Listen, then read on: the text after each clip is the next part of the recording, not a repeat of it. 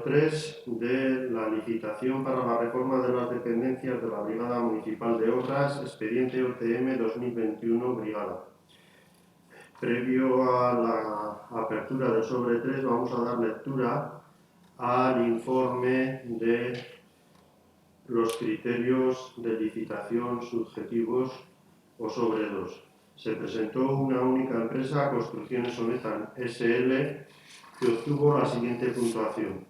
En el estudio exhaustivo del proyecto 15 puntos, en la coherencia de programación 10 puntos, en la mejora de calidad 6 puntos y en el estado de mediciones 10 puntos, haciendo un total de 41 puntos. Procedemos a la apertura del sobre número 3.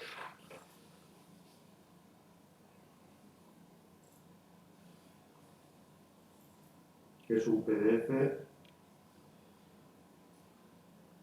en el cual aparece el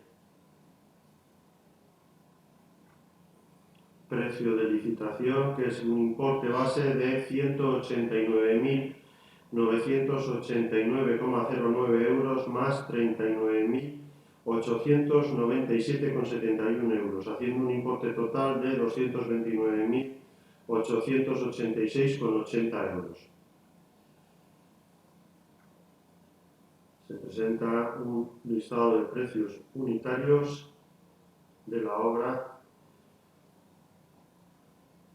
Se presenta una declaración sobre la ampliación del plazo de garantía de la obra, que se compromete a ampliar el plazo de garantía de la obra en 9 años, lo que supone una garantía total de 10 años.